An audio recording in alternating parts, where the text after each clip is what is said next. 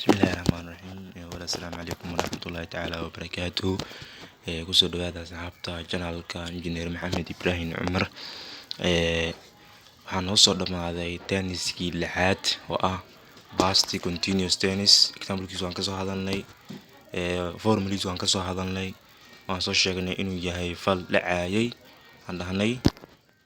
Example-ka waan kasoo hadalnay, hada examples ka hadalnay soo la isticmaalayo adverb of time oo while ah iyo I saw her when inta verbyada aan qaadin non continuous ah in tenniska lixaad loola isticmaali karo.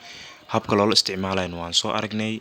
Haddii marba tusaalahan aragtay verbyada oo non continuous ah oo hadda tenniska lixaad in la isticmaashid qaabka aan la isticmaali kartaa I saw her when.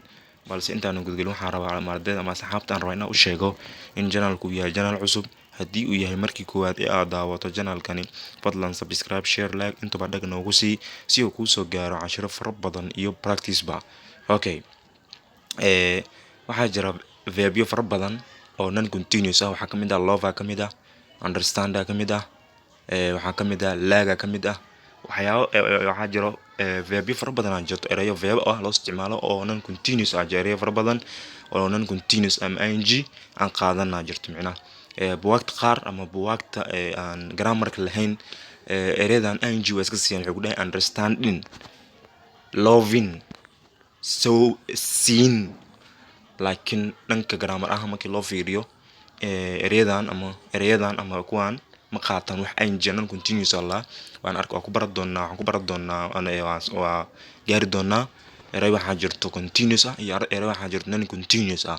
eray gudba iyo eray aan gudbin, transitive iyo intransitive jirto. eray gudba iyo eray aan gudbin. marka non continuous iyo continuous waa marka erayada qaarna continuous waa ing aan raaco, qaarna non continuous waa ing ma raaco. marka so iyo love iyo like iyo understand waxaas dhan waxay ka mid yihiin erayada aan ing aan qaadan.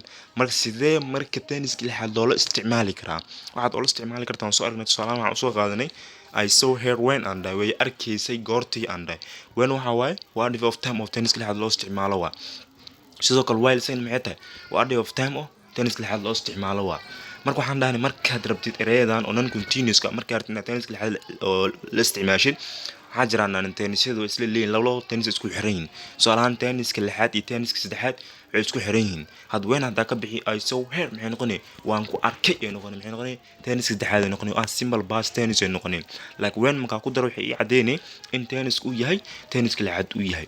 marka waxaan sheegnay in tennisyadu labo tennis isku xiran yihiin micnaha tenniska lixaad iyo tenniska saddexaad in isku xiran yihiin micnaha ku cadaana. marka waxaana weyn adverb of time haddaa ka bixiyo oo ano I saw her maxay noqonay waan arkay iyada ay noqonay. saw her iyada waan arkay maxay noqonay marka tennis saddexaad ay noqonay fal dhacay waa marka past waa.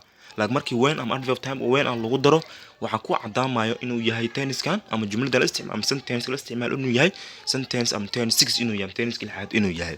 marka erayada kale non continuous ka ahne waxaad u isticmaali kartaa marka tenniska lixaad inaad ku isticmaashid waxaa raacsiinaysa weena raacsiinaysa adigoo u maraya tusaalaha adigoo u qaadanaya. mar haddii tusaale hal tusaale lagu siiyey maxaa la rabaa inta kale in adiga bedelataa la rabaa. hal tusaale haddaa aragtid inta kale in adiga bedelataa la rabaa. marka okay, sidoo kale waxaan soo xalinay exercise-kan soo hadalnay asxaabtii ardayda ku xiran janaalkan waa u sheegnay haddii ay jiraan oo rabtiin inaad su'aalo ama su'aalo awaltiin waxaana fadlan qaybta commentiga noogu soo comment garay kartaan si aan su'aalihiina iyo cabashadiina aan u xalino. waxaad qarsato way ku qarsadaan.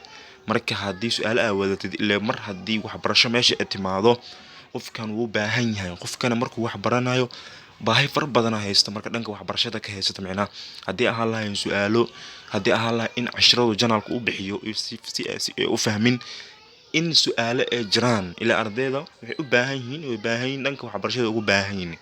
marka asxaabta iyo arday fara badan jirto su'aalo qabaan ee rabaan inay soo weydiiyaan janaalka. marka waxaad qarsato way ku qarsadaan. haddaa su'aalo wadatid hala xishoon, ha qarsanin.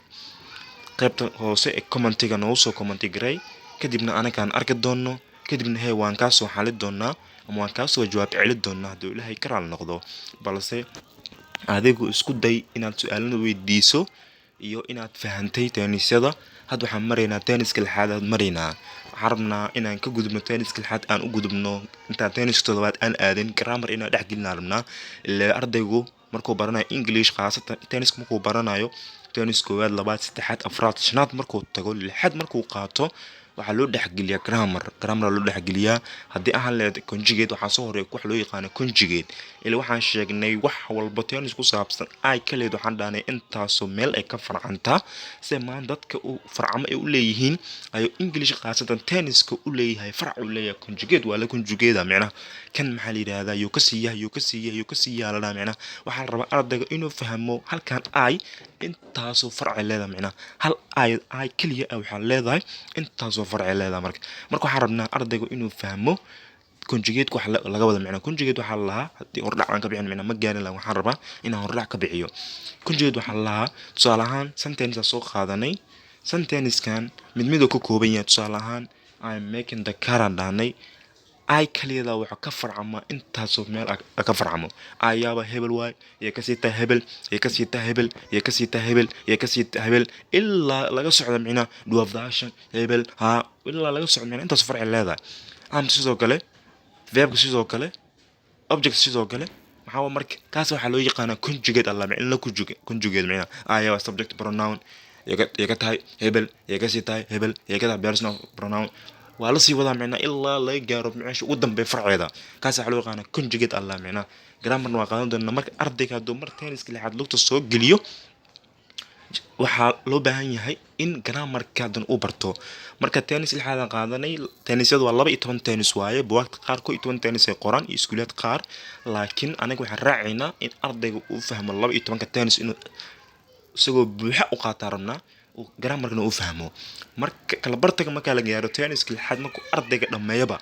waxaa loo dhexgeliyaa grammar loo dhexgeliyaa laakiin grammarka waxaa ka soo horay conjugate ka soo horay laakiin conjugate wuxuu ka tirsan yahay grammarku ka tirsan yahay marka tennis lixaad markuu arday qaato waxaa loo dhexgeliyaa conjugate loo dhexgeliyaa intuusan qaadan tenniska toddobaad kadib waxa uu bilaabanaa jidka grammarka u bilaabanaa marka ardayda iyo asxaabta ku xiran channelkani marba haduu bilaawdo conjugate iyo haduu bilaawdo grammarba ardayga iyo asxaabta waxaa laga rabaa channelkan ku xiran in dadaalka ay hayeen inay si laba jibaaraan ee double ka sii dhigaan hadii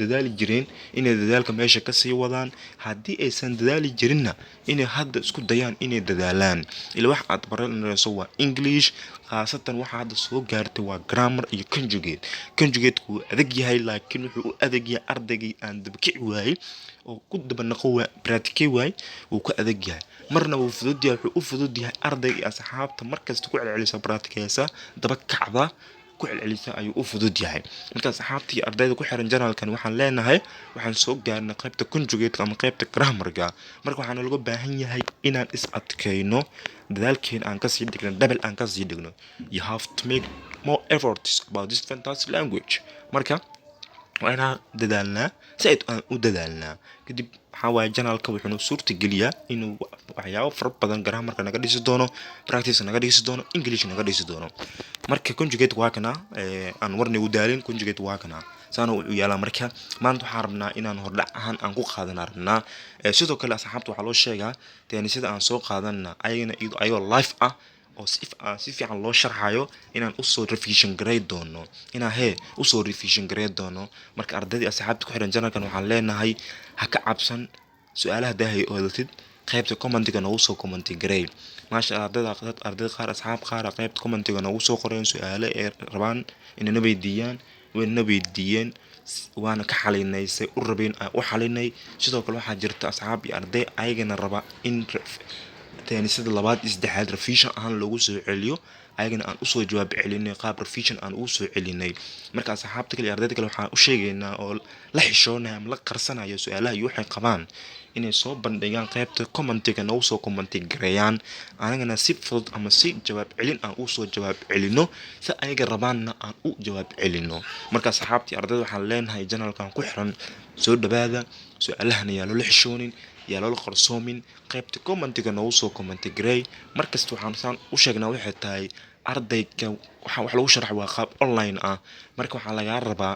wax afahantay wax fahmi weysina inaad qaybta commentiga noogu soo comment gareyso hadaa fahantina in su'aalo naga oo wax aad fahantay su'aalo naga weydiisid kadib aan ka jawaabno adigina ku faa'iido marka si kalena asxaabta kale inaad u share gareyso si ayagana u gaaraan ay ka faa'iidaystaan maadooyinkan ama tenniskan ay ka faa'iidaystaan qaabka tenniska la iskugu bedelo, qaabka grammarka loo fiiriyo, qaabka Englishka loo writing gareeyo iyo qaabka Englishka loo read gareeyo ayuu channelkan ka saacidaa. Marka waxaan ku leenahay mar kasta ahaw wehelka channelkan adigana wax walba ku suurtagelayaan.